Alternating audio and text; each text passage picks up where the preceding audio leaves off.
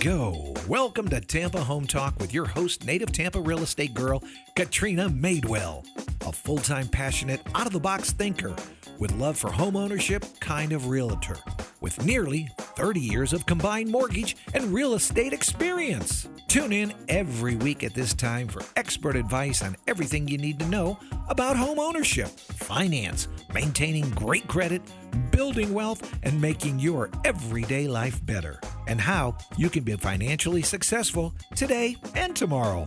Remember, love where you live or let Katrina fix it. Now, here's your host of Tampa Home Talk, Katrina Madewell. Well, good morning and welcome. This is Tampa Home Talk, and I'm your host, Katrina Madewell. Thanks so much for hanging with me this Friday morning. This is our Halloween edition of Tampa Home Talk. Today's October the 25th. Halloween will be here next week before we know it. And our guest of the hour is Ryan. Hold on. Okrasinski. Correct. I got it right. He's Without A Trace. That's a tough one, buddy. How many letters is in that thing? 10. Oh, there we go. Okay. That's tough. All right. Well, Ryan has been here with us before. He's Without A Trace, and he's done a couple Halloween shows with us in the past. It's been, we met you, originally? It's been a few years. Yeah, it's been a while. Probably not quite 10 years ago, but it's been a minute. So they do all sorts of crime scene cleanup.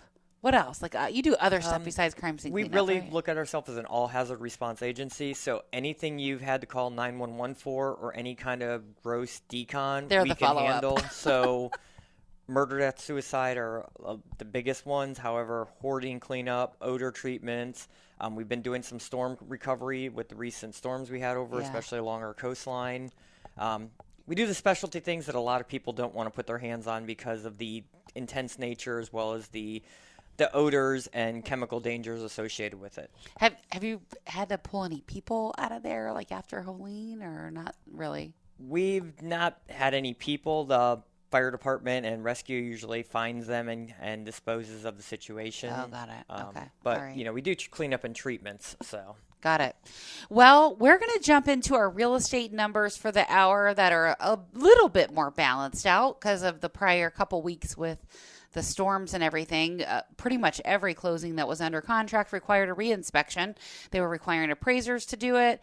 I tell you, Danielle Evans with Gateway Appraisal, she is one busy little bee these last couple weeks, and I imagine all of November is pretty much going to kick her behind. So with that being said, let me roll into our real estate numbers for the week. Our active homes coming on the market, so new listings in the last 7 days, coming in at 782.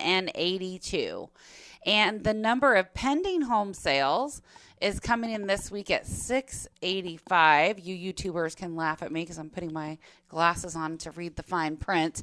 And the number of sold listings coming in at 651. So reminder, this is a 7-day trend. So we're following 7-day trends. Obviously sold is sold, right? It's off the market. Pending can go either way. It could come back on. It could go off. It could sell. The number of new listings at 782 compared to the number of sold at 651, that's the thing that's going to continue to tick our market towards a balanced market, which we're not there yet, but we will be very, very soon. I may actually pull the data from Florida Realtors because I know it's out. It's going to be delayed data, but it will be for August. Gosh, it seems like it's so late when it's late October. But we'll have that data and those numbers just to take a peek at in Florida in general, how we're doing, and then just the absorption rate as a whole. One of the things that I wanted to talk about this week is short sales are actually starting to make a return. We are going to start to see these. So a lot of people on the beaches got wiped out with Helene, as we were speaking about, because of the flood. And essentially, a lot of people are selling for land value. Before you do that, you need to talk to a certified residential appraiser like Danielle Evans. And I have to tell you, I've been following this journey from some people I know, just watching updates on what they've been going through with regards to their home being flooded and how to rebuild and the FEMA 50 rule and all of that stuff that we've been talking about here on Tampa Home Talk. And essentially, some of these municipalities like Madeira Beach just had a town hall meeting to explain different things. And I talked about this. I was a guest on Mike Waslick's show this week, and we're chatting about the 3 different options that you have to get an actual value. So the property appraised value is not the only option. You do have the ability to get a pre-hurricane valuation on your home, and that can be a little bit tricky. So hopefully you took our advice before the storm and you took photos and videos and all of the stuff that's time-stamped so that if anything happened, you've got that information for not only your adjuster, but now in this case, your appraiser, which could matter because what we were seeing in my friend's case, which is a real estate agent over in the other side of the bay over in Madeira, she was looking at a valuation or rebuild value of less than $100,000. And now that she got the appraisal and went through all the steps and has been working through this process 29 days in, what she's noticed is essentially that value is now almost closer to 250, which is actually the FEMA flood limits, which she'll probably need every dime of that to rebuild her home. A lot of people have asked us about the cost to lift, and I can't imagine that as cheap, right? The cost to lift, to raise, to elevate your structure on pylons. And we are definitely going to have that show for you coming up, hopefully in November. We'll get that booked out with a contractor that specializes in that, and we'll chat about what that looks like, how that works, how much that costs, and so much more, because I know people have a lot of questions around that. But with new stuff coming on the market and less property sold, right? Because we're following 7-day trends, which means there's still inventory that are already on the market that have been on the market way longer than 7 days. So that adds to that 782 number that just came on the market in the last 7 days. So that's important data. And overall, that's what changes as we look at this month over month and we recalculate the absorption rate, which means, again, we're moving into a balanced market, which has historically been a 6 to 12 month supply of homes. In recent reports, people are saying 5 months. And if that's the case, we're already there. We're seeing buyers picky, as they should be, because the rates are still higher. Those have bebopped around a little bit. They went up, they came down. They follow 10-year treasury pretty closely. So that's a moving target like the stock market. So don't try to buy based on Fed announcements because it's usually not a good thing. Short sales. Let's just chat about that for a minute. So if you're unfamiliar with what a short sale is, if you owe more on your home than what you could sell it for in today's market, that would be a short sale. So a prime example of this, let's say someone had homeowners insurance and no flood, and they got flooded. They're not going to have any coverage on the damage. So if they don't have the money to rebuild, there's some options. Sarah Cricky with the mortgage firm is doing some options. That's a 0% interest loan. A lot of great options there for people that need some help rebuilding.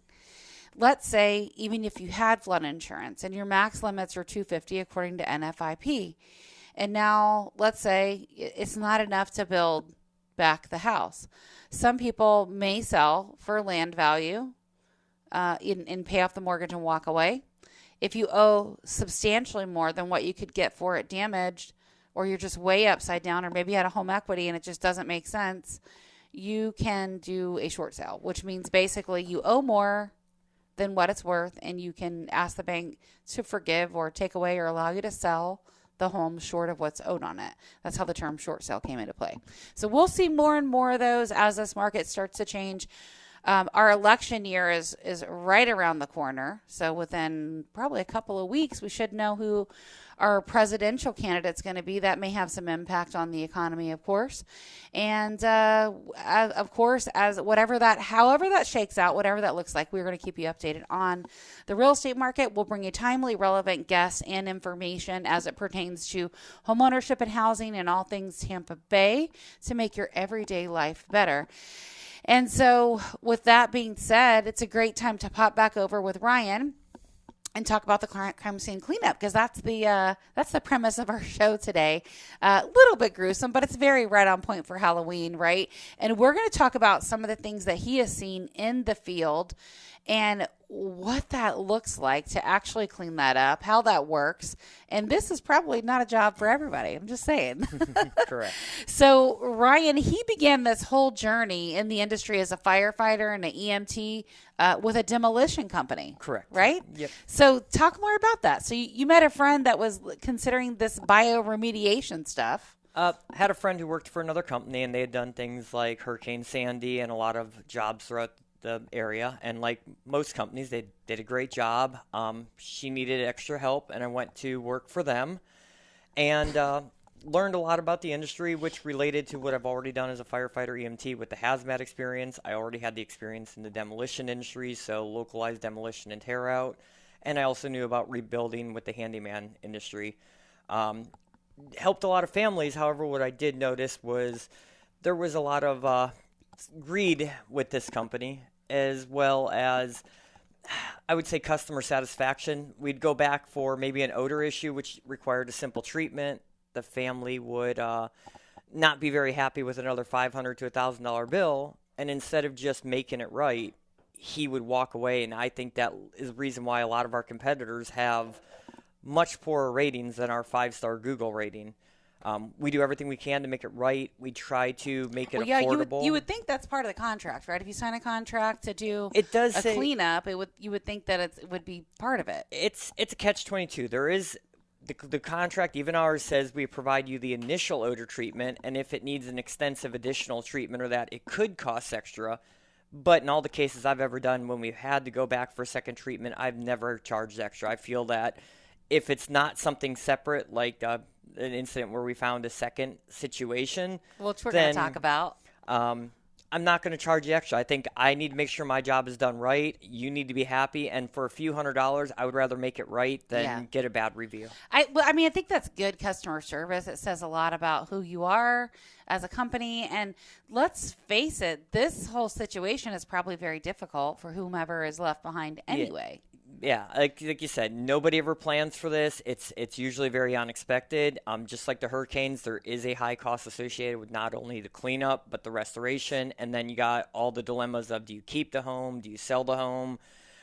There's some stigmas, whether it's hurricane homes or crime scene homes. There can be some stigma, so we do everything we can to make it good and affordable, and that the homeowner can move on with whether they decide to stay there or list with you and sell as the options. Yeah, for sure. And, so I'm curious, and this is probably just a loaded question that's really hard to answer, so you probably have to answer with a range, but what does it even cost to do a crime scene cleanup? Let's say it's like I'm sure it's probably totally different, right? If someone commits suicide and there's blood everywhere compared to someone that was found dead in the property, right? Yes, definitely. There's a lot of factors that we consider in terms of what they died on, where they died, how long they were there, any kind of seepage or transfer of body fluids. But we start out our lowest service calls at typically $1,000 is the beginning cost for just even a basic call. Average cost would be about $3,500. We tend to be about 50% less than a lot of the national companies. However, cost does rise with additional services. When you do have insurance, it does allow us to extend a lot of additional precautionary treatment steps and improvement steps that you may not be able to afford if you were on a cash budget. But in 12 years, we've never turned a customer away. We've always worked with their budget. We have done jobs pro bono. Yeah. We just don't think that a family should, it's not only the health issues you have to worry about, but it's the psychological damage. And especially if you're going to continue living there, there's no reason for you to see what we see. Which most people don't. My experience, a lot of people don't. A lot of people are advised by law enforcement, wisely so, not to go in. They should call a professional. And then once I go in, I can kind of let them generally know. And if they want to know more details, I'm always willing to give them, but I don't think they What's your most expensive one you've ever done? We're going to take a break. Most expensive one was about $9,500. Okay. All right. This is Tampa Home Talk. Our off-air number, 813-377-2775. 813-377-2775. We'll be back with Without a Trace right here on Tampa Home Talk. I'm your host, Katrina Madewell. If you've got questions, please feel free to call or text. We will get them answered on air. 813-377-2775. We'll be right back.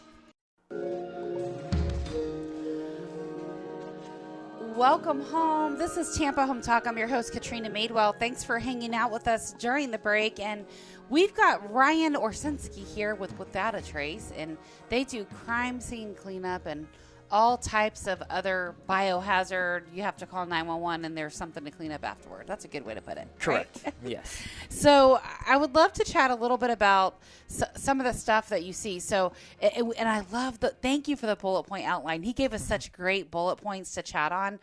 And these are going to be so much fun. So let me give you guys a little bit of a teaser, and then we're going to talk about some of these. So there was bad cleanups where someone was trapped under new flooring, a dead mom in a house for 3 years, blood dripping from the ceiling, family secrets to help protect the family, average cost, which we talked about a little bit already, and money. We'll talk about crazy stuff there too. So let's talk about the first one, which is the bad cleanup by a handyman leaving a dead guy trapped under the new flooring. How in the heck does that happen? You're going to have to tell me the story on that one. This actually comes in. I'll bring a few in. First off, this happened more than once? This happens quite often if you don't hire a professional. Always hire a professional. We know what we're looking for. We know the odors. We know how to clean and treat. One that wasn't exactly Spring Hill. Somebody hired somebody to clean out their hoarding house, and they found a stiff body hanging from the ceiling. And they just threw it in the dumpster. Had no clue. They thought it was just because it was right around Halloween time. They thought it was just a Halloween prop. Turns out it wasn't. Well, in our case, Wait, how do you think that's a Halloween prop? Throw it in the trash and be like, oh, whoops, wait, that's a real body. I don't know. We also had a nursing home that had somebody pass away in a parking lot and did the same with one of their clients before they realized it was actually, because, rigor mortis, you do get stiff. So I guess they just don't know the difference between a stiff body and a mannequin. I can't explain it because I can spot it from a mile away. In this case, a realtor/lawyer had hired a handyman to clean out a house where somebody had passed away on a floor.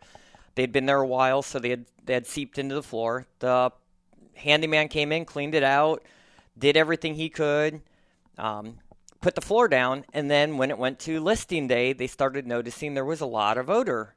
Well, the problem is if you don't get rid of the source and don't properly treat it, the odor will haunt you. It's not a ghost. It's actually the person. So they may have saved some money on the front end with the handyman, but then it ended up costing them almost $4,000 for us to come in, remove the flooring, get down to the bottom. Now we had to remove a coating because they used an improper sealant on the concrete, which was not binding. One of the reasons it wasn't binding was the body fat was still there, and you can't just paint over oil. It won't bond. So we had to treat the concrete, several days of ozone treatment and chemical treatment, and then we were able to reseal it, put the floor back down, restore everything, and get it up. But the biggest thing is some people think they can clean this up. If you're not licensed, if you're not knowledgeable, you need to be careful because it can easily be spread. It can end up under kitchen cabinets, under tile. It can end up going in so many places. So these were the remains, like the fluids? Is that what you're saying? Correct. It was the body fat and fluids that, and then it raises. The body fat and fluids, does it melt? I'm confused. Essentially, it's kind of like our body fat's a lot like Crisco. If you leave it out in the heat, it'll melt and, okay. So that sticks to the floor. And the thing raises it actually, concrete is semi-porous, so we have to extract it and then clean and treat it. And one of the questions it raises is what happened to the rest of it? Where did it go? How did that expose other people who may have picked up the trash or at the landfill? Because all our trash, when we box it up and send it off, goes to a special landfill where nobody is exposed. And that's one of the reasons why you should hire a professional cleaner. It's a biohazard disposal process. Correct, right? Yes. It's the same place a lot of hospital waste and medical needles and other things go to, where apparently nobody's allowed to actually go in there. It's only equipment, and that way there's no potential third-time exposure to somebody's diseases. Or do they incinerate that? Is that how they get rid of it? Most places don't incinerate anymore. A few hospitals do. In the state of Florida, because of EPA and environmental regulations, it is sent to a facility that essentially pressure cooks it to a point where nothing can survive, and then it is buried in a segregated landfill that is not accessible to anybody outside of a piece of equipment. Huh, okay, that's interesting. So the other one, we were talking about this a little bit before the show, but this is crazy. So you had a guy that was living with his mom that was dead for 3 years. Correct. And then, so what happened? Something happened to the guy, or what? Is that how you guys ended up there? Yes. The initial call from this 55 and up trailer park was a gentleman who was living at his mom's residence had passed away. He had been there a while. It was early summer, so there was a large odor emanating from the building. Oh, so a neighbor probably called it. Neighbor called it in, and the cops, sheriff's office came out. They did their investigation. They took his body to the medical examiner for whatever process after, and we were called in by the trailer park to clean and treat the direct cleanup. But since it appears nobody could really get a hold of family, or family didn't want to deal with it, they also retained us to empty the entire trailer. Who did? The neighbors? No, the trailer park wanted the trailer emptied out for safety and sanitary issues. So once we had cleaned up the first initial bio incident, which brings down the odors and everything, we did end up start cleaning the trailer, and one of the other things we found were 5 deceased cats as well that had died in there. And when we went into the bedroom to move the bed and start the clean-out process in the separate room, my assistant, she looks over and goes, "There's a foot." It's kind of unusual, but we do occasionally find pieces that were left behind by the ME, or that, an animal such as the cats that were there might have drugged somewhere. But it didn't make sense until she said, "No, wait, there's an entire body." Right away, now it's a crime scene again. We, as my professional past as a firefighter, we can't touch anything. We're on hold. We had to call the sheriff back. They came out. They had to do an additional investigation because internally they had to figure out why. Normally, when the sheriff's office comes out to these incidents, not only do they deal with the body that was there, but they check to make sure there's nothing else fishy going on, such as other dead bodies. And because the house was a hoarding house, they kind of just did a quick go-through because it was a mess. They didn't think there was anything to be found. And meanwhile, now we have Mom sitting on top, and, it took several hours for them to finish that up so we could get back to our job. And part of the reason I think that was same day, really, but I was shocked too. However, they part of their quickness of the investigation was they didn't think it was criminal. They think she passed away natural, even if there was activity such as him staying there and lying about to be able to stay there because it's 55 plus and maybe collecting her Social Security. There was no person to prosecute for any kind of criminal act, so they just kind of were like, well, let's just make this go. It's life. I mean, that's the sad reality of the housing market that we're in, is it is so expensive. I was just having this conversation yesterday about you can't even rent a room for $500 anymore. There's a family that lost. They live in I think it might be age restricted, but it's a mobile home park, so it's not even real property. Completely lost their home due to flooding. They're in a temporary housing situation, 90 days with FEMA, and they're faced with buying another property again. And so a lot of people that have been in that situation have no idea how much house prices have actually gone up. I mean, to buy a basic home, there's no $1,000, $1,200 a month anymore. No. I mean, you're probably starting at $1,700 and going up. And so it's gotten very, very expensive, and it's sad, but the economic factors behind what you found is likely, the economic factors are likely why that situation existed, which is crazy because you and I were talking, to live with a dead body in a house. That is not, for one, once you smell that smell, you always know what it is. Yes. And you can't get it out of your nose, right? We'll talk about how you do that. And finally, it's last for a while. Yeah, it can last. This is the thing about, going back to the flooring situation, going back to other situations. Even if it goes away because it dried up, and such as in this case, basically she was mummified, the minute any kind of moisture touches it. So let's just say the floor had dried up and somebody could go in there and spill water or start mopping the floor, and instantly, as soon as those molecular molecules are rehydrated, the odor is going to come back. And this is why it's so critical. We kind of consider ourselves reverse CSI. We need to find everything. We literally want to leave you without a trace, because if anything is left there, you're going to know. It can know. You can know. It can haunt you. Mm-hmm. So yeah. It's sad that that's the day and age we live in, but it makes complete sense. If the guy was in an age restricted mobile home park, those are some of the most expensive or most inexpensive places around to live. And so when you combine that with the fact that obviously if mom's gone, Social Security passes due, probably didn't have any income, didn't work for whatever reason, and, Yes. Here we are. But this is craziness. I can't even imagine finding a body that had been there for 3 years. That's nuts. So, Oh, yeah. All right. Well, this is Tampa Home Talk. I'm your host, Katrina Madewell. We're going to talk about what happens if you have blood dripping from your ceiling in a multi-story apartment. This episode is a little bit gruesome, but this is our Halloween edition of Tampa Home Talk. And our off-air number, if you want to get some information or, God forbid, you're faced with having to deal with this yourself, 813-377-2775. We'll get you connected with Ryan with Without A Trace, 813-377-2775. That's our off-air number. Feel free to call or text, and we'll be back right after this break, so stick around.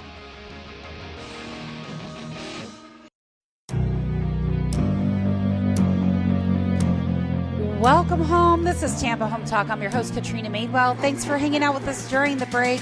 And you're joining us for our Halloween edition of Tampa Home Talk. And we're talking about what happens when that hairy, scary thing happens in real life and you have to call a crime scene cleanup company, which is an important part of the cleanup process with the way they treat, dispose, and take care of everything that has happened there.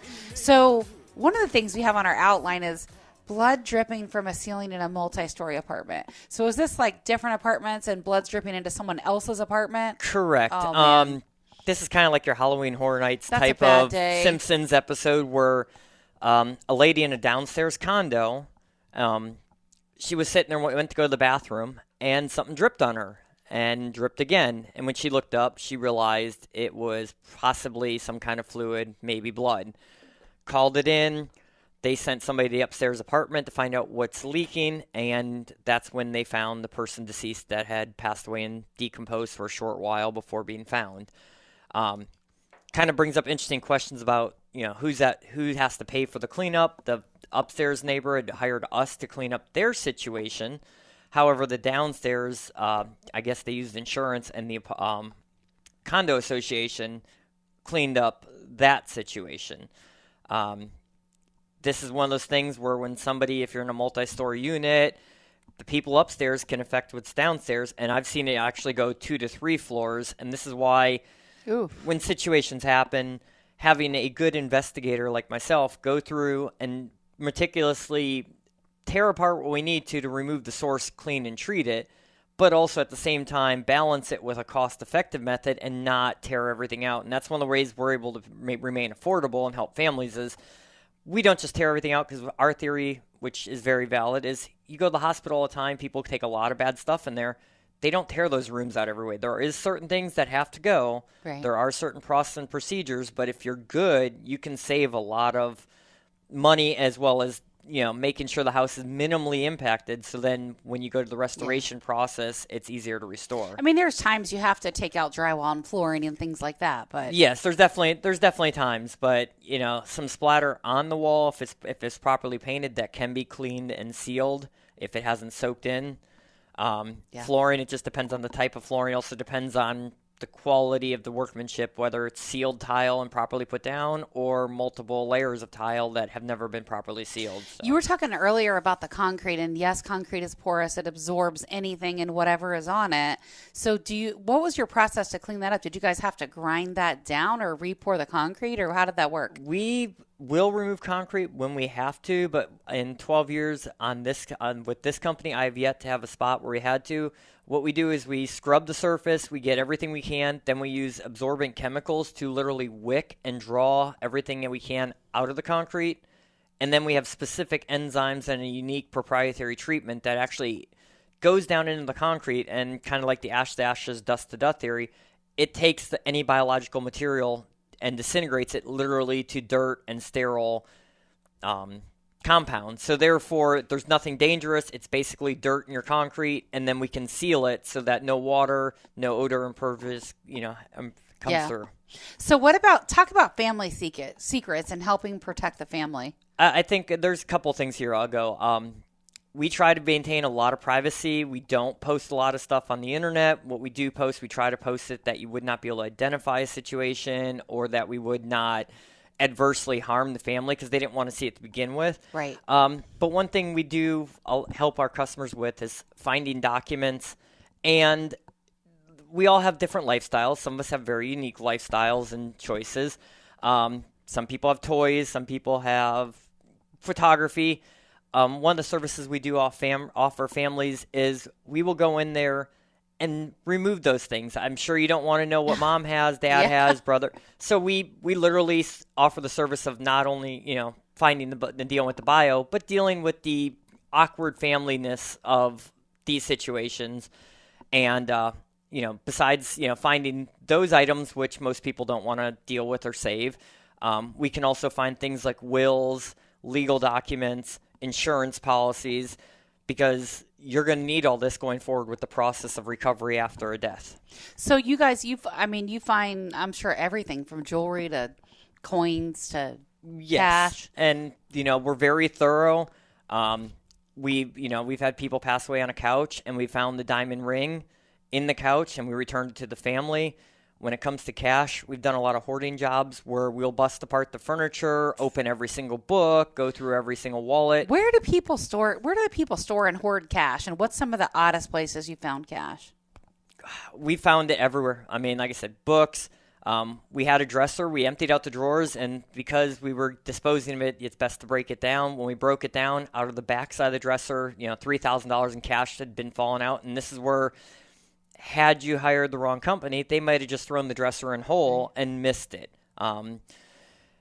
I've seen money everywhere. I think an odd place we found cash was actually found a $100 bill wadded up in a tissue that it appears she had pulled the tissue out of her pocket, and there was a bill there. She used it on her nose and threw it in the trash, and one of my team members was able to find it. And I'll say that one of the things I know that I've heard with the hurricane cleanups is there's a lot of dishonesty out there with contractors, which shocks me. Yeah. But I have never had taken advantage of. I've had the new team members show up and find 10 cents, and they will turn it over to me to make sure the family gets it.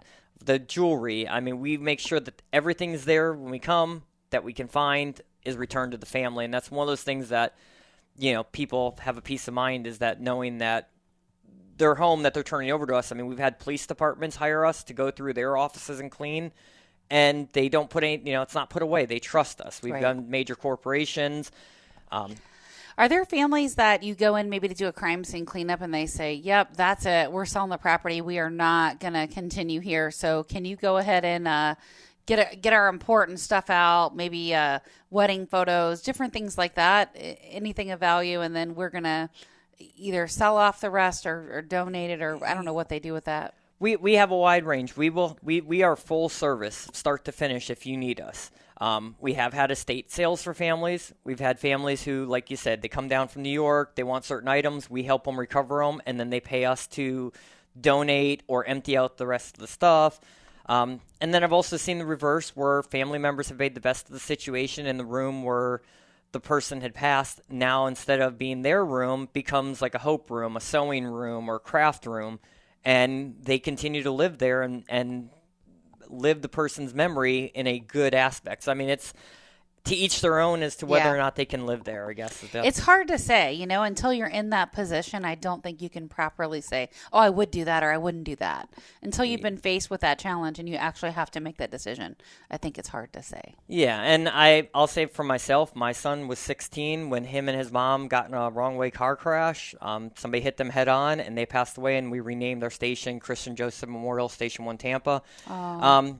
But it gave me a whole new, after dealing with thousands of families all the time, it gave me a new appreciation for what people go through when they lose somebody and decide on how to memorialize them. My son was, even though he was young, he had spent time on a lot of different scenes. He had done a lot of cleanups with us, helping families.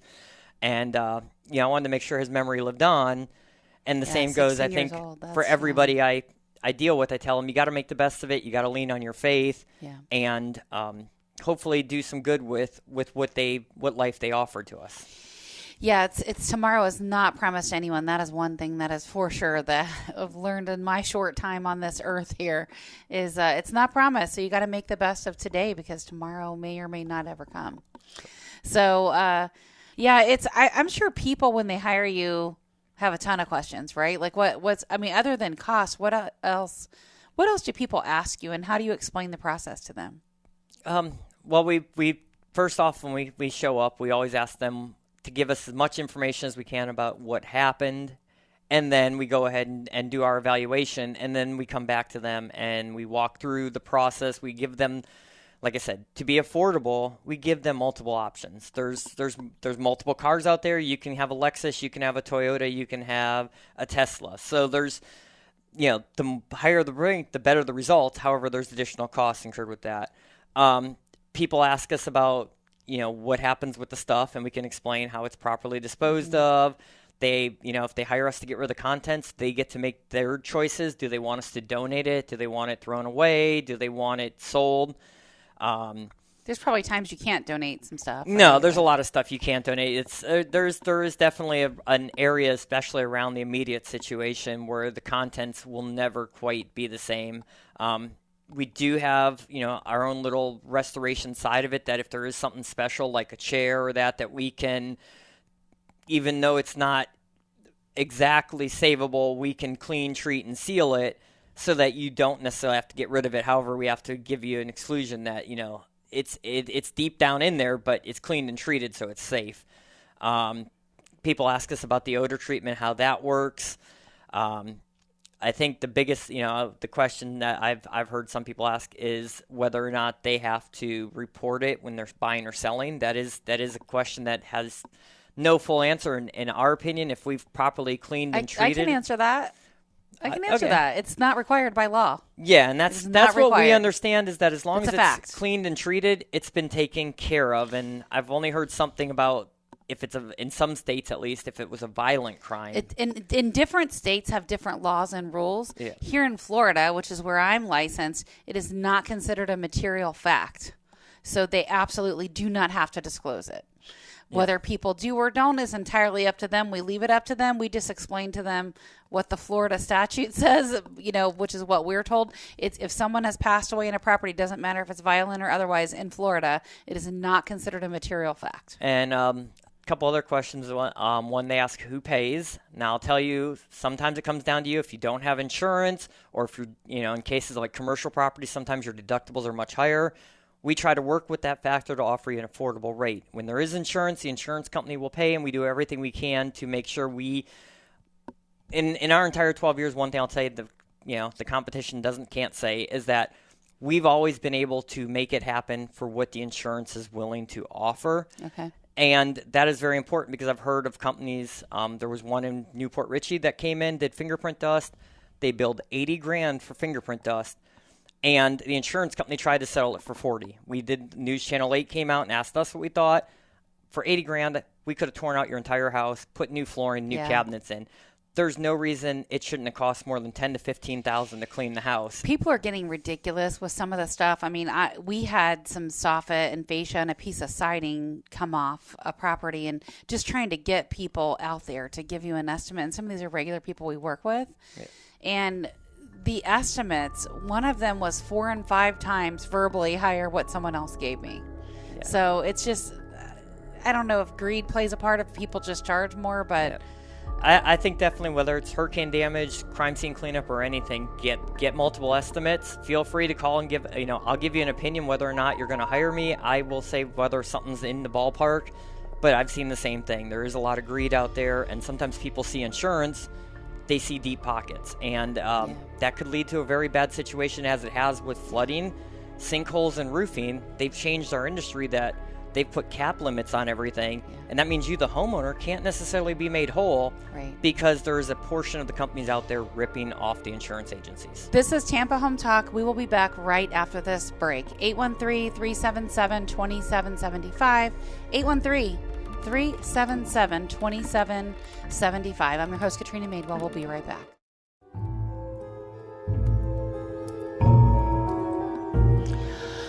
Welcome home. This is Tampa Home Talk. I'm your host, Katrina Madewell. Thanks for hanging out with us during the break for our Halloween edition. Normally, we promote all kinds of stuff going on in the Bay Area as it relates to hurricanes. Oh my gosh, as it relates to Halloween, but the hurricanes have kind of put a little bit of a kibosh on some stuff. So, in any case, I think there's still some Halloween stuff going on, but we didn't research it this year. So I know our own fall festival had to be canceled, but I want to talk about some listings that we have coming up and some open houses that we are going to have very, very soon. One is right here in Plantation Palms, wonderful gated golf community, super affordable. It's at 23815 Estero Court. This is just $475,000. All the big stuff has been done. Roof, HVAC. This one's in really, really great condition.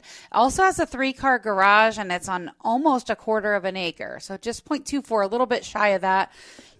It's almost 2,100 square feet, and it's coming in right at $475 with a pool, with a beautiful lake view. You're not going to find better than this property on Estero. And we're going to have this house actually held open today from 5:30 until 7:30 p.m. So if you're around the Land O'Lakes area, you're right on Collier Parkway, and you see Plantation Palms, pop on in to 23815 Estero Court right here in Land O'Lakes. We're going to be holding it open between 5:30 and 7:30. So if you know someone looking for a 3-2 with a pool and a 3-car garage at $475 in a wonderful gated golf community, this might be the house for you. Our off-air number, if you want any information on any of these properties additionally, or you'd like to schedule a tour, it's 813-377-2775. Of course, our open houses are public and anyone's welcome. 813-377-2775. We also have Flamingo. So 4112 Flamingo Drive in Newport Richey. This is a really beautiful 2-bedroom, 2-bathroom home. It's right at $300,000. No damage from Helene or Milton. So it's a great property. It's clean, it's move-in ready, and it's priced to sell at $300,000. This is a great property. No flooding, nothing in Newport Richey. So it's a great, great house. We also have a couple of more properties that are side by side. These are solid block construction all the way up, even on the second story. We have 1905 East Mulberry. We have Units 1 and Unit 2 available. Has a firewall right in the middle, but they're 2 different units. These are coming in right at $260 each. These are 2 bedrooms, 1.5 baths, and they are on the river. They're on the Hillsborough River. No flooding, no issues. And the great thing that I love about these properties, not only is this area completely revamping, but right next to the end unit is a whole park by the city of Tampa that gets maintained. So you have all this extra green space you're not actually paying for on your taxes, yet you can take advantage of it. Yard is huge, very, very, very big yard. And like I said, the whole park area right next door, which no one is ever at, but it's absolutely beautiful. Really, really amazing property. And then we have another property, last but not least, for rent. It's at 14626 Redcastle Avenue in Lithia. This is a fantastic 5-bedroom, 4-bathroom, 3-car garage home. This is listed at $4,000, and it is move-in ready, beautiful, brand new in Hawkstone. So property's just a couple of years old, but it literally looks brand new. So if you'd like some information or some properties, we have a list of quite a few that are actually off market. They are not yet on the market. They're getting prepared for the market. Those will be coming available in the next coming weeks ahead. We'll announce those, of course, when they're ready. But if you'd like early access to some of our properties and you want to know what's coming on the market, let us know what you're looking for, where you're looking, and what your budget is. We can probably help you find it, likely even off market before it's open to the general public. 813-377-2775. That's our off-air number, and you can call or text that number to connect with us to get available properties that are not on the market. If you need help selling your home, if you need a crime scene cleanup and you need a connection to Ryan, we will make that happen. 813-377-2775. That's our off-air number. And this is Tampa Home Talk. I'm Katrina Madewell. So, Ryan, any final little thoughts? I've got a few minutes. I think towards the end of the hour, we had some time to promote our listings, which we often run out of time to do. But we've got a little bit more time left in our hour. I think one of the things that relates to you and everybody else, the home is your biggest investment. If you have a situation happen, such as a hurricane, call the right people, make sure you get the right people. If you have crime scenes, call us. We are going to work with you and make sure it's affordable. We're going to work with your insurance company. We're going to walk you through the process. We have years of experience in multiple different fields to make sure that we can find those wills, those documents. We can advise you on estate sales. We're here to help. And that is one thing that we do that, definitely will allow you to maintain the value in your home and make sure it's safe for you yourself or other people as we go forward. What I tell people is with regards to your house, it is your biggest asset. And if you're looking to get something done, get a referral from someone. Don't trust some guy that just rolled through in a pickup truck that's probably from Miami or wherever else that's looking to take your money and run. They're going to ask for a deposit and you're never going to see them again. I've heard so many stories about this in the last couple of weeks since the storms have rolled in. It started with Helene. And don't go with just anybody. We had a client yesterday looking for a divorce attorney. I'm like, I got nothing. I've been together for like 3 decades. So let me get a referral on Facebook or otherwise, and then I'll get you connected. But make sure you connect with people that other people know and can speak up for them. Check the Google reviews. Like you said, that's an important part. Even if you see some negative stuff, right? Like you'll see a couple debunked reviews on my side. Yeah. I just go in and respond to them. I've had people leave me a bad review that weren't even my client. So I don't know how you can leave me a bad review when you've never worked with me. So I had a buyer one time leave me a bad review because I was protecting the seller's best interest and I wouldn't let them move in ahead of funding. They were unpacking the truck and moving in anyway. And I had to call the cops and say, no, you're not. You're not moving in until we're clear. And I think the one thing I'll say about referrals in our industry that we found is we do have a list of people that are willing to talk to you. But people in our industry, at least, they don't normally go out there on Facebook like, oh my gosh, my son died and I had this done at my house and they were great. So it makes it a little more challenging in our industry. Yes. However, I'll say when you do have these situations happen to you, like when my son passed away, I was talking to somebody at Walmart.